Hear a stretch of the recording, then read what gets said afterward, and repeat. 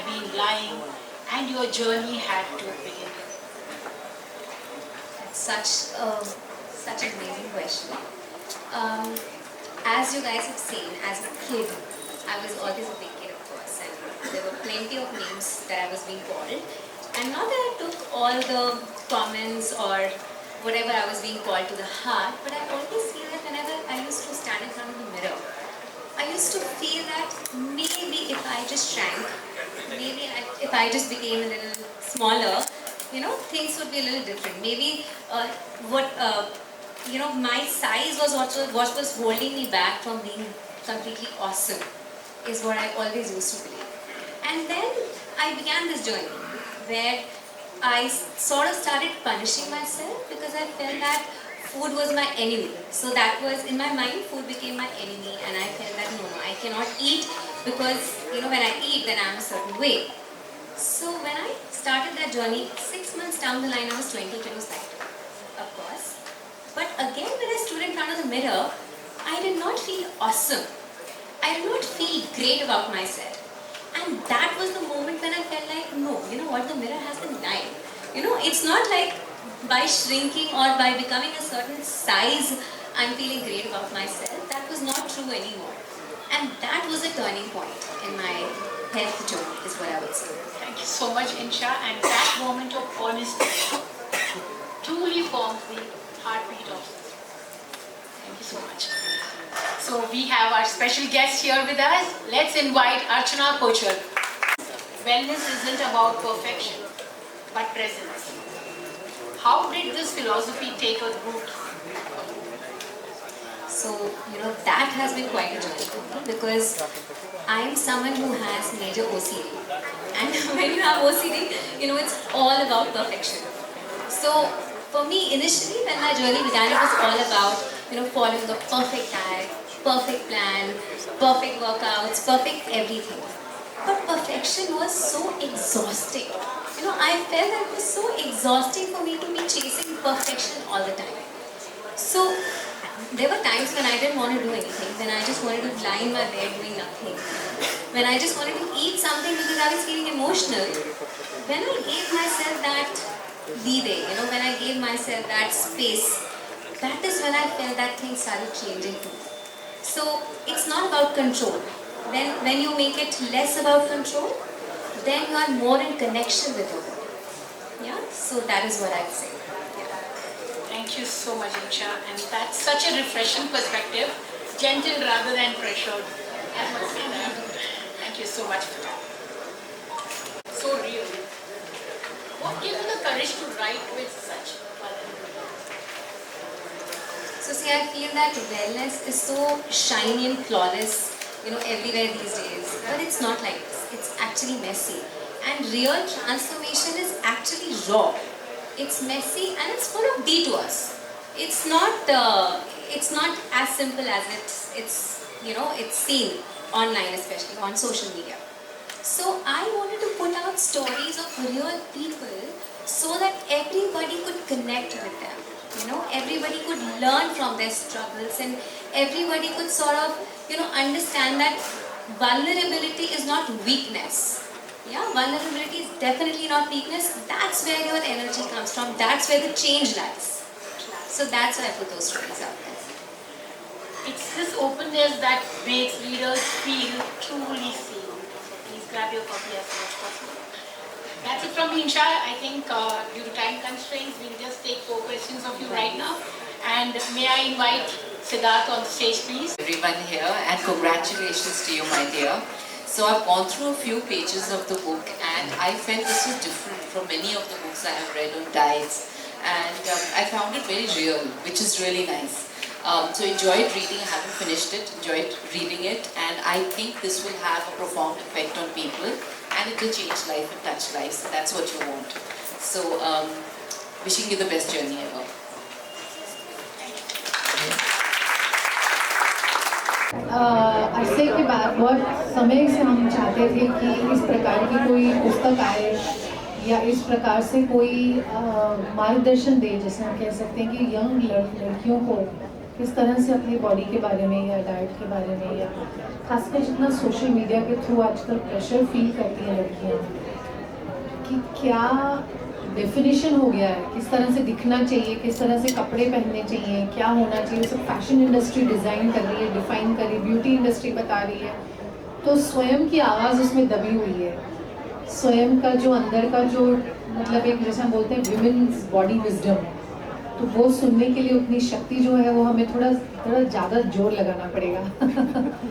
And उसके लिए जो है वो गाड़ी हमारी स्टार्ट हो गई है विद इंशा's book, so I really like to congratulate her and thank her again for having launched this book today, for putting all her blood and sweat.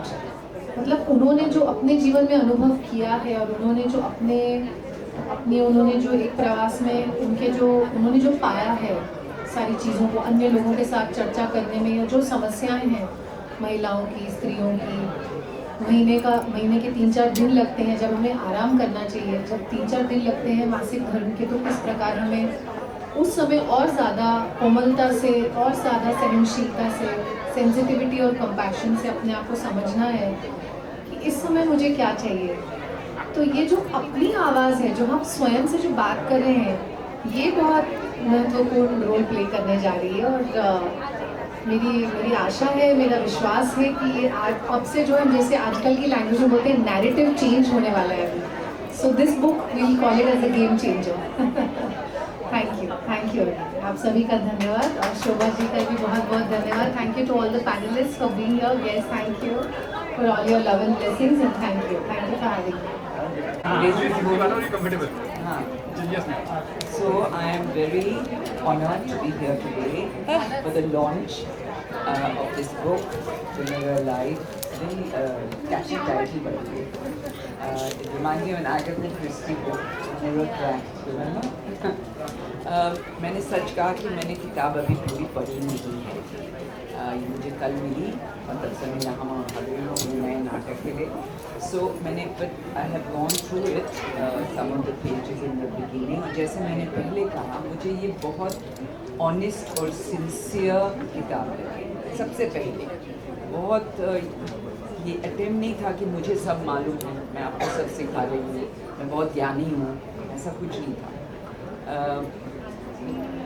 मैंने जो महसूस किया है, एक्सपीरियंस किया है, उसके पॉइंट ऑफ व्यू से मैं आपको बता रही हूँ कुछ चीज़ें। और इस ज़माने में, इस एज में रादर, जहाँ इतना ऑब्सेशन है, कैसे लग रहे हैं, क्या कर रहे हैं, ये वो, आपका फिगर कैसा है। अभी आजकल इतने बच्चे सोशल मीडिया के कारण डिप्रेशन में हैं या सुसाइड तक करते हैं, क्योंकि उनको लगता है कि कुछ कमी है उनमें, कुछ कमी है। हम ऐसे नहीं दिखते जैसे सोशल मीडिया में लोग दिख रहे हैं, जिस टाइप की ज़िंदगी वो जी रहे हैं। तो उनके साइकोलॉजिकल माइंड पे बहुत इम्पैक्ट हुआ है इसका, राइट। उन लोगों का बड़ा ऑब्सेशन हो गया है हम कैसे दिखते हैं। हमारे ज़माने में मेरी माँ कहती थी कि देखो भगवान ने ये सब दिया है, इस पे इतना घमंड मत करो, कुछ करो अपने लाइफ में, कोई नहीं बोलने वाला, तुम सुंदर हो, तुम ये हो, तुम वो। अपने आप को बहुत ही सुंदर थी, ज़बरदस्त।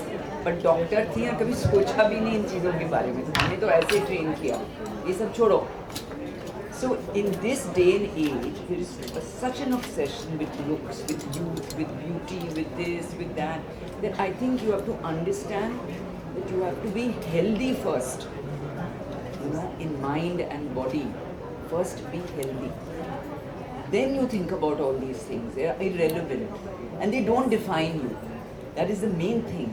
कि आप कैसे लग रहे हैं ये आपका डेफिनेशन नहीं है। जो अंदर है और दिमाग में है और जो आप करते हैं या करती हैं, वो आपको डिफाइन करता है। So for me that is what these books should be about, and which is what it seems to be about, a healthy relationship with your body and a healthy relationship between your head and your mind and your physical body. So that is what I have to say. Can I go? You yourself can't lie about your body, your mind and soul. मुझे लगता है mind body soul का जो connection हम हमेशा बोलते हैं, अब वो है क्या? इंशा ने अपने बुक में ये समझाया है कि आप भले ही कोई भी साइज़ की हो, कहते हैं हर बुक का कवर सेम नहीं होता, उसी प्रकार हर एक इंसान का जो पहनावा है, खाना है, पीना है, बहुत अलग होता है। Live and let live also हमने बहुत समय से सुना है कि आप भी जियो, सबको जीने दो। पहली बात तो ये है कि आपको जो अच्छा लगता है आप कीजिए, जजमेंट में मत रहिए। कौन कैसे पहन रहा है, कौन कैसे खा रहा है, मुझे लगता है ये सबकी अपनी एक रुचि होती है और उसके हिसाब से लोग अपनी ज़िंदगी जीना चाहते हैं। और ये जो आईना है, सच बोले या झूठ बोले, जो आपको करना है वही आप कीजिए, खुश रहिए। जो आपको लगता है कि ज़िंदगी में आपको खुश रख सकता है, आगे बढ़ा सकता है, मुझे लगता है वही आपको करना चाहिए, आपके दिल की सुननी चाहिए। बहुत ज़्यादा प्रेशर में ना आए, बट ये भी ध्यान रखें कि आपकी ज़िंदगी को बहुत ज़्यादा ढील भी ना दो, क्योंकि ना ज़्यादा पतला होना अच्छा, ना ज़्यादा मोटा होना अच्छा। दिल दिमाग चुस्त और खुश रहना बहुत अच्छा। Thank you. मुझे जो सबसे अच्छा लगा इस बुक में वो ये था कि इसमें मुझे एक बहुत ऑनेस्टी लगी, एक सच्चाई लगी। और मुझे हमेशा लगता है कि जब एक डाइट्रिशियन आगे आकर के बोलते हैं कि ये खाओ, ये मत खाओ, वो बहुत डिक्टेटिंग हो जाता है, क्योंकि जो फूड होता है ना वो बहुत एक पर्सनल कनेक्शन हम सबके साथ रखता है, अलग अलग कनेक्शन जो हमें ही पता है।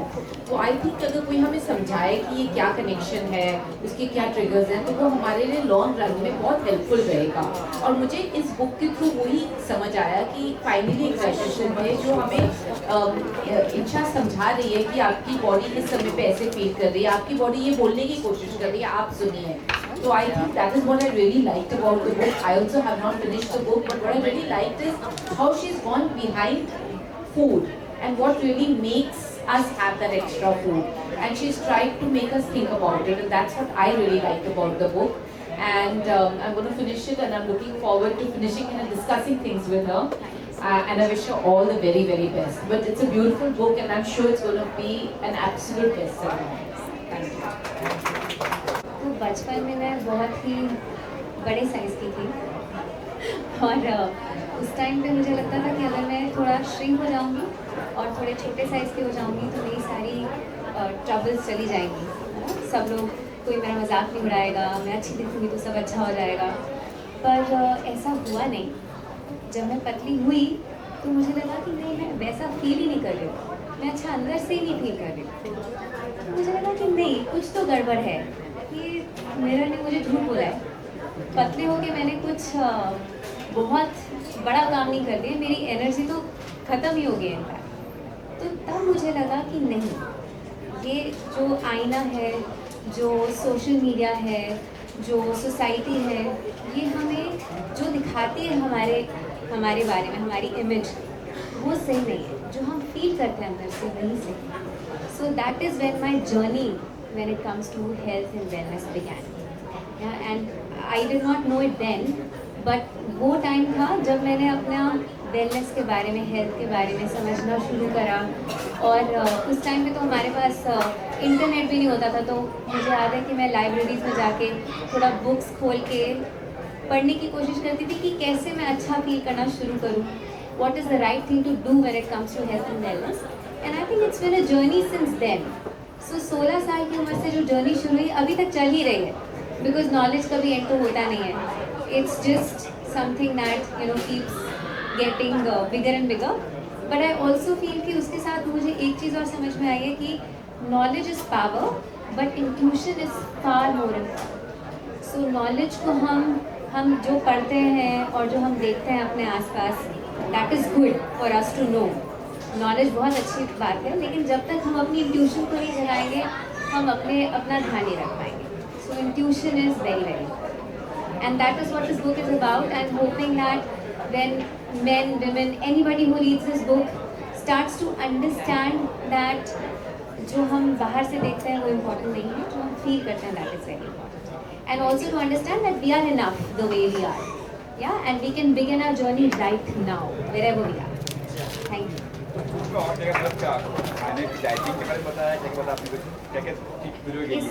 इसमें सबसे पहले मैंने ये बात करी है कि आप अपनी बॉडी के साथ इन ट्यून कैसे हो सकते हैं। जब तक हम अपनी बॉडी की नीड्स को समझेंगे नहीं, हम अपने हेल्थ जर्नी बिगिन नहीं कर सकते. So first part is about how you can be in tune with your body. How do you understand signals that your body is sending to you? So that is the first part. The second part is when you are ready to start that journey, how do you go about it?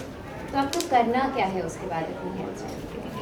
और third part is very close to my heart because I feel like we don't pay so much attention to the energies around us, the people around us, the environment that we are in, our friends, family, and that makes a huge difference. आपके आसपास आप कैसे लोगों से घिरे हुए हो, आपके आसपास जो लोग हैं वो आपको प्यार करते हैं, किस तरह से आपको ट्रीट करते हैं, आपके फ्रेंड्स आपके साथ हैं कि नहीं, आप कैसा फील करते हो, आपकी एनर्जी कैसी. सो ये सब थर्ड पार्ट में मैंने बात करी है इसके बारे में.